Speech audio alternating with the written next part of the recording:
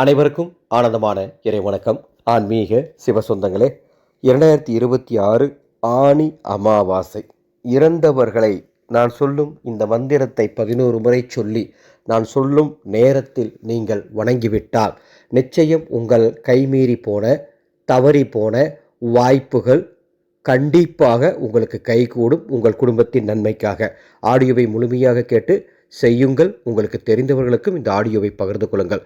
அன்பு சொந்தங்களே, அடுத்த மாதம் ஆடி அமாவாசை 12/8/2026 ராமேஸ்வரம் போன்ற புனித நீர்நிலைகளுக்கு நேரடியாக சென்று இறந்த முன்னோர்களுக்கு பிண்ட தர்ப்பண காரியம் செய்ய முடியாத எனது சொந்தங்களுக்காக அடியேனே நேரடியாக ராமேஸ்வரத்தில் வேத விற்பனர்களை கொண்டு இந்த புனிதமான பித்ரு தர்ப்பண காரியங்களை எனது மேற்பார்வையில் செய்ய போகின்றேன். பதிவு செய்து கொள்ள வாட்ஸ்அப் எண்ணுக்கு தொடர்பு கொள்ளுங்கள். பதிவு செய்யும் அத்துணை பேரின் குடும்பத்திற்கும் ராமேஸ்வர கோடி தீர்த்தமும் பாதாள லிங்கத்தில் வைத்து உயிரூட்டப்பட்ட கயிறு பிரசாதமும் கொரியர் மூலமாக அனுப்பி வைக்கப்படும். 14/7/2026 ஆனி 30 மாலை 4:33 வரை அமாவாசை திதி உள்ளது.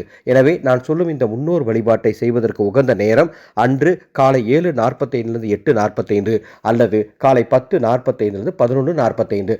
என்ன செய்யணும்? முன்னோர்கள் படம் இருந்தால் அதற்கு முன்பாக இந்த வழிபாடு பண்ணுங்க. அல்லது ஹாலில் ஒரு ஸ்டூல் அல்லது டேபிள் போட்டு அதில் இலை வச்சு படைச்சி இந்த வழிபாடு பண்ணலாம். இந்த வழிபாடு பண்ணுறதுக்கு முன்னோர்களுக்கு தீபம் ஏற்ற வேண்டும். முன்னோர்களுக்கு தீபம் ஏற்றுவதற்கு நமது பிரத்யேக தயாரிப்பான இறந்தவர்கள் மோட்ச தீப எண்ணெய் இருந்தால் அதை ஊற்றி தீபம் ஏற்றுங்கள். மேலே டிஸ்பிளேல நம்பர் கொடுத்துருக்கேன். இறந்தவர்கள் மோட்ச தீப எண்ணெய் பதிவு செய்ய வாட்ஸ்அப் எண்ணுக்கு தொடர்பு கொள்ளுங்கள். இல்லைன்னா பரவாயில்ல, நல்லெண்ணெய் ஊற்றி தீபம் ஏற்றுங்கள். அவ்வாறு தீபம் ஏற்றி ஏதேனும் பிரசாதத்தை அவங்களுக்கு என்ன பிடிக்குமோ, அவங்களுக்கு என்ன பிடிக்குன்னு உங்களுக்கு தெரியலையா, பரவாயில்ல, பொதுவாக இனிப்பு காரம் இருக்கிற மாதிரி கலவை சாதம் அல்லது சாதம் சாம்பார் அந்த மாதிரி இருக்கிற மாதிரி நீங்கள் தயார் பண்ணிக்கோங்க. எச்சில் படாமல் தயார் பண்ணுங்க. பட்டினியோட தயார் பண்ணாதீங்க, சரிங்களா? அவ்வாறு தயார் பண்ணி வாழை இலை விரித்து முன்னோர்களுக்கு படையலிட்டு நீங்கள் தெற்கு திசை நோக்கி நின்று ஓம் பித்ருக்களே போற்றி அப்படின்னு 11 முறை சொல்லணும். தெற்கு திசை நோக்கி நிற்கணும். ஓம் பித்ருக்களே போற்றி அப்படின்னு 11 முறை சொல்லிட்டு முன்னோர்களுக்கு அந்த விளக்கு ஆரத்தி அல்லது தீப ஆரத்தி காட்டிட்டு முன்னோர் வழிபாட்டை நிறைவு செஞ்சுட்டு முன்னோர்களுக்கு படையல் வச்சிங்கள அந்த படையலை கொஞ்சம் எடுத்து காகத்துக்கு வச்சுட்டு அதன் பிறகு அந்த படையலை உங்கள் வீட்டில் இருக்கக்கூடியவங்க நீங்கள் பிரசாதமாக சாப்பிட்டுக்கலாம்.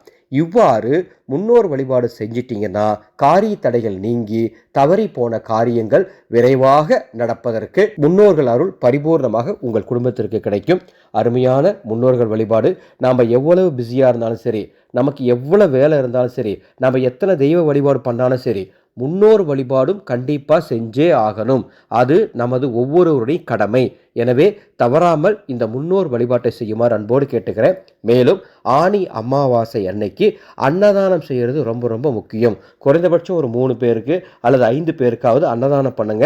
முடிஞ்சால் நீங்கள் பண்ணுங்க. அல்லது நமது ஆனந்தொலி அறக்கட்டளையின் அன்னசேவா குழு ஒவ்வொரு நாளும் அன்னதானம் சிறப்பாக பண்ணிகிட்டு இருக்கோம். வர ஆனி அமாவாசை அன்னைக்கும் மிக சிறப்பாக ஆதரவற்ற முதியோர்களுக்கு உணவு தானம் செய்ய போகிறோம். டிஸ்பிளேயில் எங்களது அறக்கட்டளையின் Google Pay number, PhonePe number தந்திருக்கேன். இந்த வீடியோக்கு கீழே டிஸ்கிரிப்ஷன் பாக்ஸ்லையும் எங்களது அறக்கட்டளையின் வங்கி கணக்கெண் தரப்பட்டுள்ளது.